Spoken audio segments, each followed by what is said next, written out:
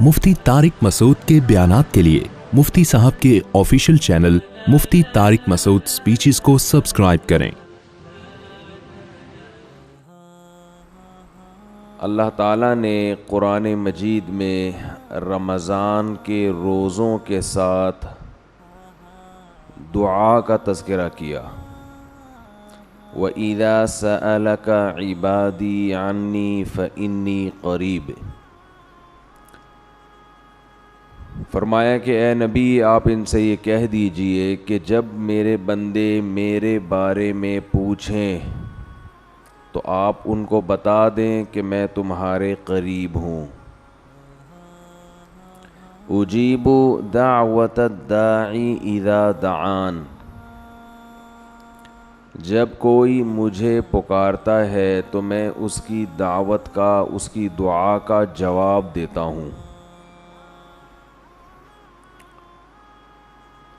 दुआ और रमज़ान ये दोनों साथ साथ हैं।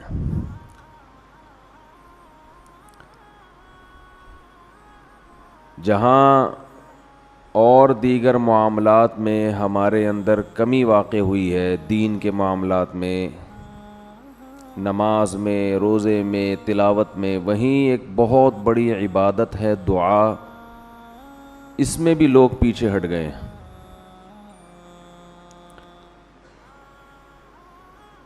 और शैतान की कोशिश ये होती है कि वो आपको कोई दूसरा ऑल्टरनेट देता है ताकि आप असल को छोड़कर उस मुतबादिल में मशगूल हो जाएं। क्योंकि अगर आपके पास ऑल्टरनेट नहीं होगा तो फिर आप उसी असल पे कायम रहोगे। हुकूमत जब कोई सड़क बनाती है, बल्कि पहले से जो सड़क है उसमें रिपेयरिंग का काम करती है, तो लोगों को मुतबादिल रास्ता देती है। लिखा होता है ना कि आगे काम हो रहा है, हम माजरत ख्वाह हैं, मुतबादिल रास्ता। वो कच्चे में होता है मुतबादिल, वहाँ आप उतार के थोड़ा सा आगे टर्न मारेंगे तो दोबारा हाईवे पे चढ़ जाएंगे आप। ये मुतबादिल रास्ता गवर्नमेंट क्यों देती है? इसलिए कि नहीं देंगे ना तो ऐसा नहीं होगा कि लोग वहाँ खड़े रहें क़यामत तक कि आगे चूँकि सड़क पे काम हो रहा है, या लोग वापस चले जाएं, ऐसा भी नहीं होगा। वापस जाना शुरू करें, इतनी लंबी ट्रैफिक की लाइन लग जाएगी, फिर आप 2 घंटे का सफ़र कर चुके हैं तो वापस कौन मुड़ेगा भाई? नतीजा यही होगा कि उसी रिपेयरिंग वाले रास्ते पर ही लोग गाड़ियां लेके चढ़ जाएंगे। तो इसलिए जब भी किसी ट्रैक पर से लोगों को उतारना होता है तो उसका तरीका ये होता है कि दूसरा मुतबादिल रास्ता दिया जाए उनको। यहाँ तक बात समझ में आ गई है? यही काम शैतान कर रहा है, क्योंकि शैतान बहुत ही होशियार है। शैतान जो है ना, वो बहुत बड़ी फिल्म है। तो वो क्या करता है कि बेदीन को तो ऐसा करता है कि जो जायज़ ख्वाहिशात हैं उनसे हटा के हराम ख्वाहिशात की तरफ लेकर जाता है, हालांकि वो ख्वाहिशात की नौइयत एक ही जैसी होती है। आपको भूख लग रही है तो भाई चोरी करके भी रोटी खा सकते हो, और जेब में पैसे हैं उस तरह भी खा सकते हो। चोरी करोगे एक दफ़ा आसानी होगी, लेकिन हमेशा फिर चोरी करनी पड़ेगी, हर दफ़ा की टेंशन। और अगर पैसे कमा लोगे तो एक दफ़ा की टेंशन है, लेकिन हमेशा फिर इज़्ज़त के साथ ख़रीद के सारी ज़िंदगी खाते रहोगे। अब भूख तो पूरी करनी है ना, तो शैतान क्या करता है, चोर को हलाल रास्ता से हटा के हराम बताता है, जिसमें टेंशन भी ज़्यादा, डिप्रेशन भी, ज़मीर भी मलामत करेगा, इज़्ज़त का जनाजा भी निकलेगा। تو بے دین آدمی کو شیطان حلال خواہشات سے ہٹا کر کس طرف لاتا ہے؟ بولے نا یار، حرام. وہ نکاح سے ہٹائے گا، زنا کی طرف لائے گا. تو ہر چیز میں ایسا ہی کرے گا شیطان. دیندار آدمی کو، جو دین کو فالو کر رہا ہے، دین پہ چلنا چاہتا ہے، اسے شیطان سنت سے ہٹا کے متبادل راستہ بدعت والا دے گا. یا وہ بدعت نہ بھی ہو لیکن وہ سنت جیسی اس میں روحانیت نہیں ہوگی، ایسا راستہ دے گا شیطان اس کو. سمجھ میں میرا خیال ہے آ رہی ہے بات؟ تھوڑی کہ ہمیشہ سمجھ میں نہ آئے، کبھی کبھی آتی بھی ہے. تو ہمیشہ ایسا راستہ دے گا جو یا تو بدعت ہوگا وہ راستہ، یا اس میں بدعت نہ بھی ہو تو کم از کم جو سنت میں روحانیت تھی وہ اس راستے میں نہیں ہوگی. دعا کے معاملے میں بھی شیطان نے یہی کام کیا ہے. آدم علیہ السلام سے لے کے ہمارے نبی صلی اللہ علیہ وسلم تک جتنے پیغمبر آئے، پھر آج تک جتنے بڑے بڑے علماء، صلحاء، اولیاء، وہ اپنے تمام کاموں میں دعا کو بہت زیادہ فوکس کیا کرتے تھے کہ ہاتھ اٹھا کے اللہ سے گڑ گڑا کے دعا مانگی جائے. شیطان نے کیا کیا؟ دعاؤں سے ہٹا کے لوگوں کو وظیفوں پہ لگا دیا.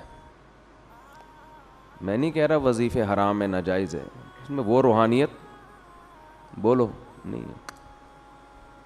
اتنی دفعہ یہ پڑھ لو، اتنی دفعہ یہ پڑھ لو تو یہ ہو جائے گا، اتنی دفعہ یہ کر لو تو یہ ہو جائے گا، یوں کر کے پڑھ لو گے تو ایسے کام ہو جائے گا، یوں کرو گے تو 4 ہو جائیں گی، اس طرح کرو گے تو 3 ہوں گی.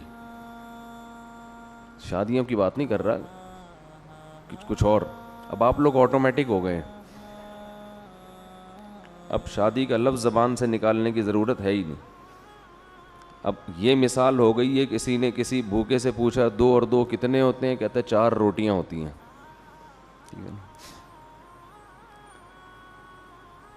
تو وظیفے یہ پڑھ لو تو یوں ہو جائے گا، یوں کر لو تو یوں ہو جائے گا، ایسا کر لو تو یوں ہو جائے گا. 636.3 دفعہ پڑھو گے تو یہ والا کام ہوگا. رسالے چھپ رہے ہیں. یہ پہلے میں تو اس موضوع پر بہت بیان کرتا تھا، بہت عرصے سے میں نے یہ موضوع چھوڑ دیا تھا، لیکن نئے نئے لوگ بھی آتے ہیں، پھر رمضان میں لوگ دعاؤں سے غافل بھی ہو جاتے ہیں. تو اس لیے میں نے سوچا کہ آج میں اس پرانے مردے کو دوبارہ اکھیڑوں گا، دوبارہ کھڑا کروں گا میں اس پرانے ٹاپک کو. تو زیادہ زور دعاؤں کے بجائے کس پر ہے؟ وظیفوں پہ. نظر آتے ہیں لوگ، کوئی فجر کے بعد بیٹھے ہوئے اللہ اللہ کر رہے، آدمی کہتا ہے یار ماشاءاللہ ابھی قیامت قریب نہیں ہے. اتنے نیک لوگ دنیا میں ہیں جو اللہ کو راضی کرنے کے لیے اللہ کا نام لیتے ہیں.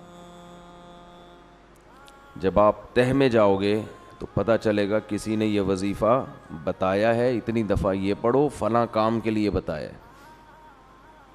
جیسے ہی کام ہوگا یہ بندہ مارکیٹ سے شارٹ ہو جائے گا.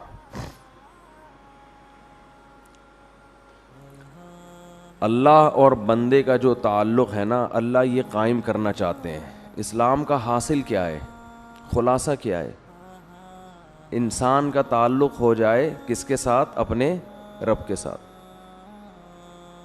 یہ تعلق جتنا دعا سے ہوتا ہے اتنا دنیا میں کسی چیز سے نہیں ہوتا. براہ راست آپ اللہ سے خطاب کر رہے ہوتے اس میں.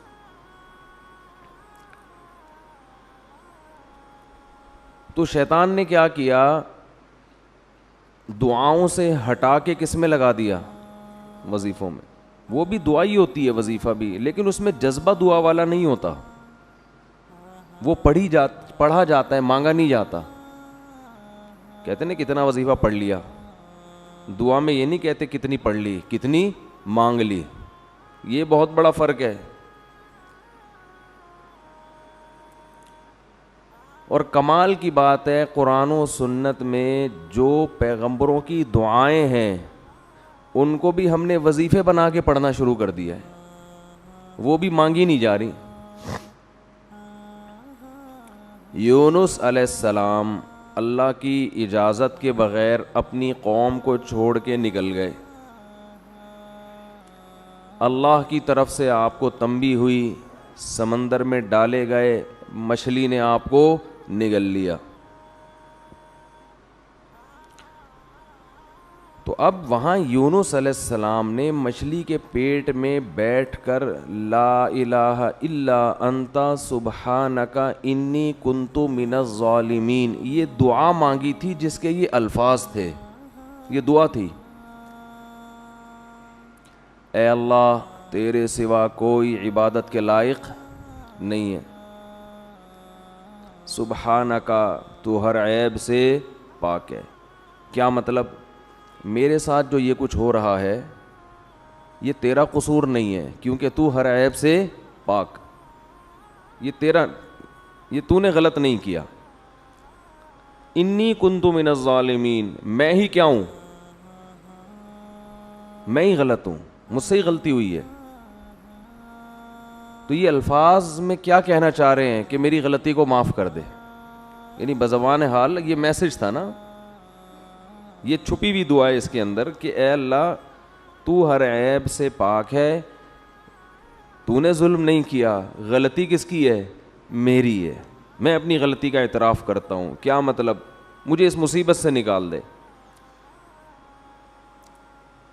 فاستجبنا له فاستجاب له فنجیناہ من الغم, ہم نے دعا کو قبول کیا اور ان کو اس غم سے نکالا ہے ہم نے. ہونا یہ چاہیے کہ ہمیں جب کوئی غم ہو تو ہم بھی یہ دعا مانگیں جو یونس علیہ السلام نے مانگی تھی, اے اللہ یہ جو مجھ پر مصیبت آئی ہے تیرا قصور نہیں ہے, میں خطاوار ہوں.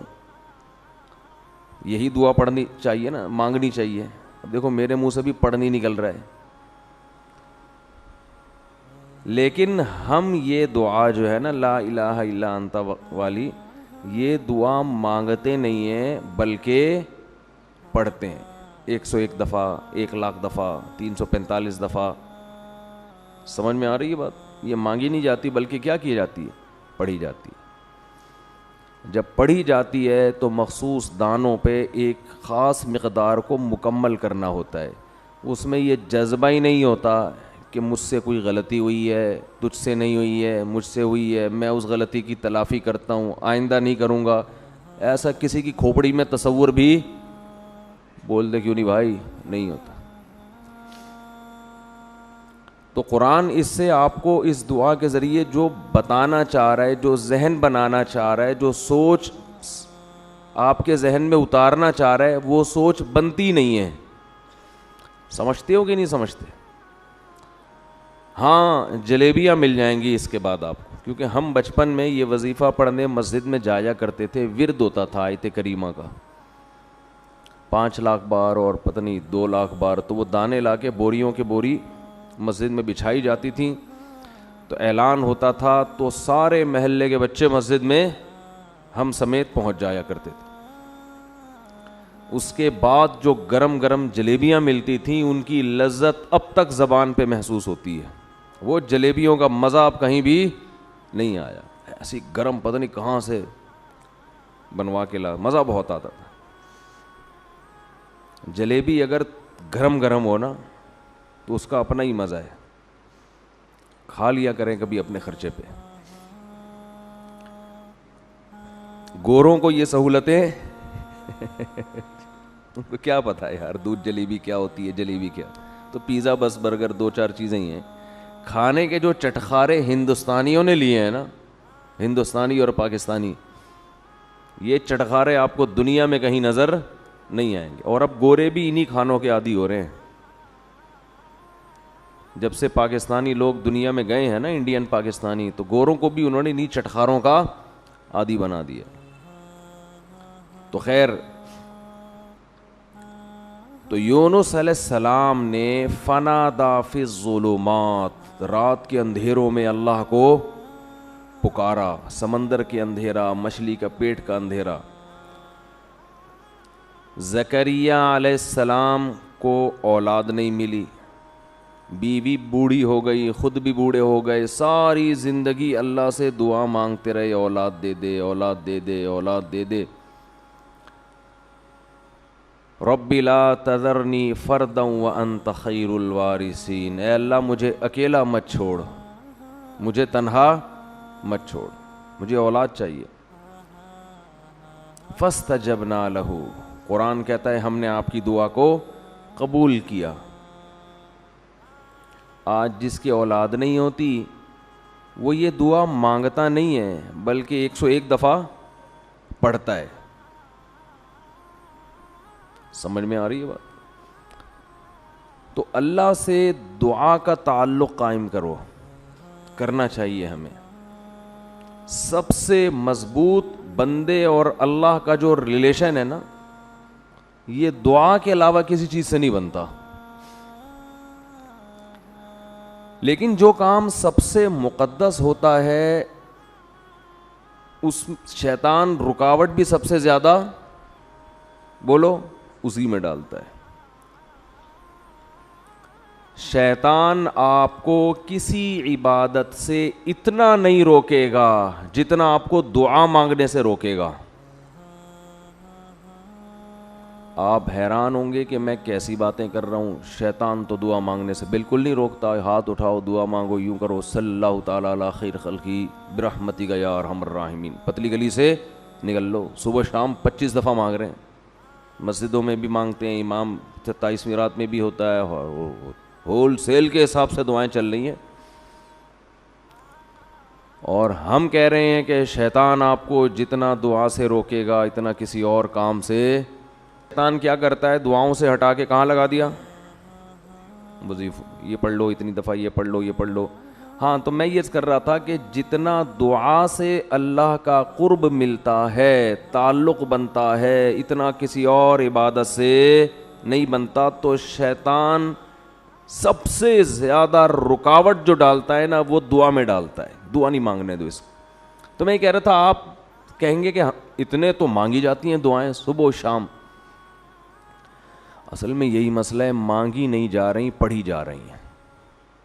مانگی بولو نہیں جا رہی, پڑھی جا رہی ہیں. مانگنے کا اسٹائل وہ ہوتا ہے جو بھیکاری آپ سے جب بھیک مانگتا ہے. دیکھو نا مسجدوں میں کیسے کھڑے ہو کے مانگ رہے ہوتے ہیں, کیسی پہلے تمہید باندھتا ہے.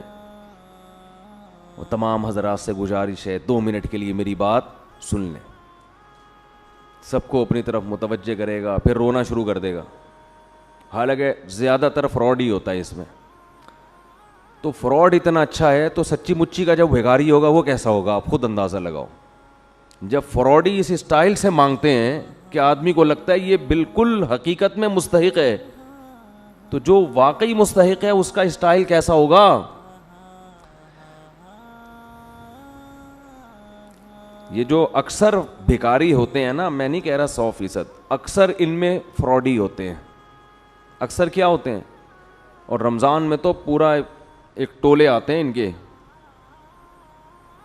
ٹھیکے دیے جاتے ہیں تو اس محلے سے, اور ان کے علاقے بکتے ہیں, چوک بکتے ہیں. یہ جو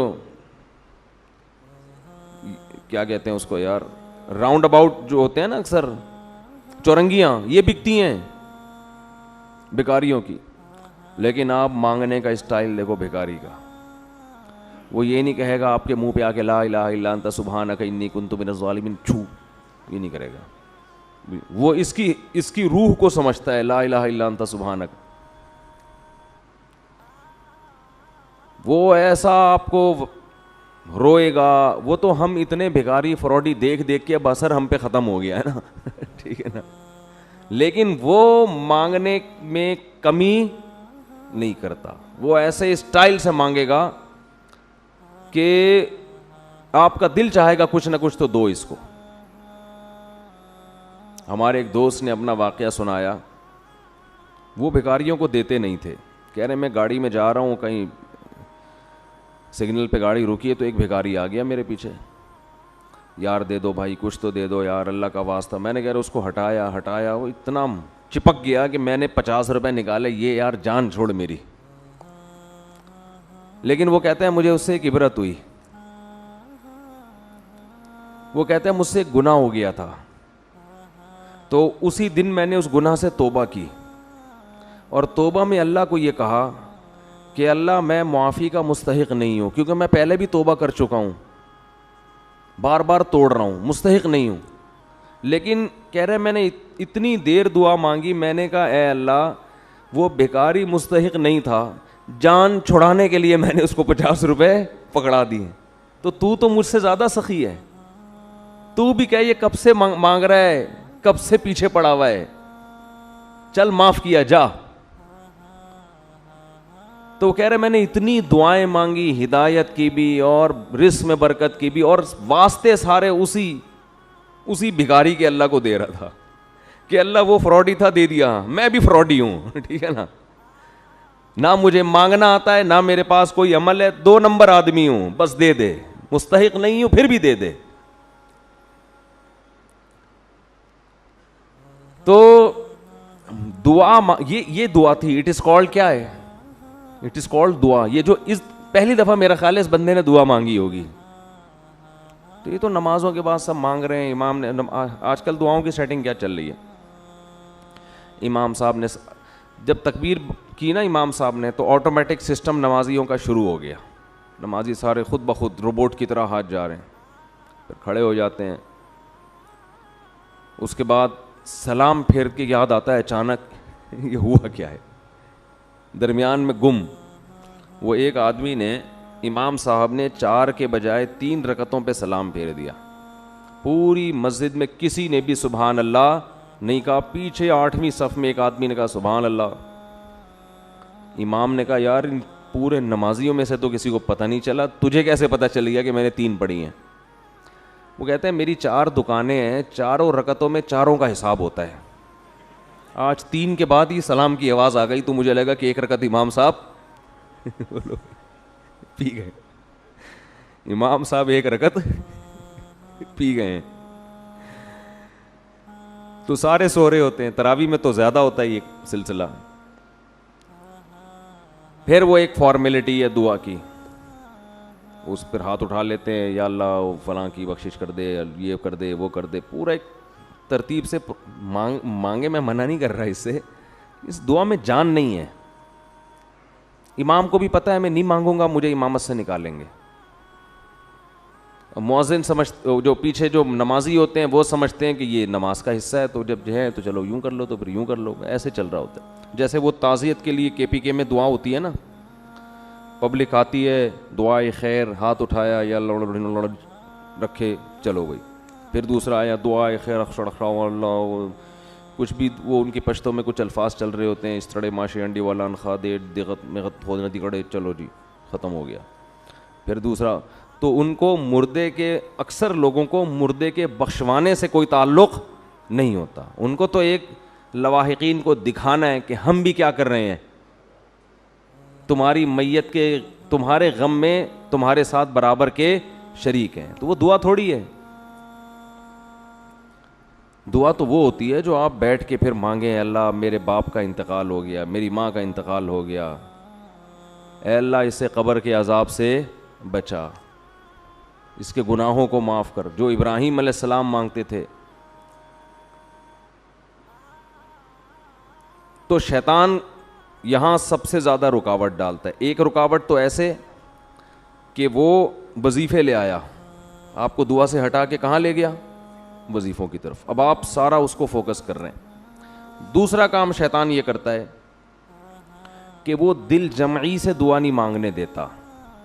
حدیث میں آتا ہے کہ اللہ تعالیٰ ظاہر قلب سے دعا قبول نہیں کرتے. ظاہر قلب کا مطلب اوپر سے, آپ کا دل خود ہی حاضر نہیں ہے, تو یہ دعائیں قبول نہیں ہوتی. دل ہی حاضر نہیں ہے آپ کا.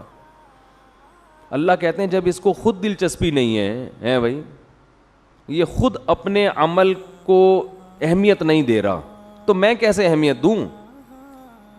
یہ ایسے جیسے آپ کسی سیٹ سے 1 کروڑ روپے قرضہ مانگنے گئے. اب 1 کروڑ روپے جب آپ قرضہ مانگو یا بھیک مانگو, تو ایسے نہیں ہوگا کہ آپ کھڑے کھڑے جا کے اس کو پکڑ کے بولے یار 1 کروڑ روپے ہیں تو دے دو, نہیں ہے چلو رہنے دو. ایسا نہیں ہوگا. وہ کہے گا یہ اس کی نظر میں اس کی ویلیو نہیں ہے تو میں اتنی بڑی رقم اس کو کیوں دے دوں بھائی.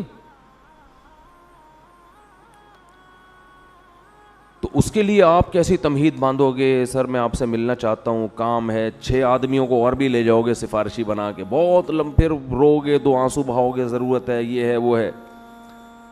تو جب اللہ سے ایسے دعا مانگی جاتی ہے نا کہ دماغ کہیں اور ہو اور ایک فارمیلٹی کے طور پر دعا کے کلمات زبان سے نکل رہے ہوں, تو اللہ کہتے ہیں اس کے دل میں اپنی دعا کی خود ہی ویلیو نہیں ہے, اس کو خود ہی نہیں پتا کس سے بات کر رہا ہوں, کیا مانگ رہا ہوں, تو پھر اللہ بھی قبول نہیں کرتے, اللہ مستغنی ہے. تو شیطان دوسرا وار یہ کرتا ہے کہ دعا میں آپ کو دل لگانے نہیں دیتا. اچھا, اس کا علاج بھی میں شیطان کا وار اور ساتھ ساتھ اس کا علاج بھی بتاتا رہوں تو پھر ذرا اچھی بات ہو جائے گی نا. پہلا کام شیطان نے کیا کیا تھا, وظیفوں پہ لگا دیا. تو اس کا حل یہ کہ وظیفوں کو اتنا فوکس نہ کرو, کس کو فوکس کرو, دعا کو زیادہ فوکس.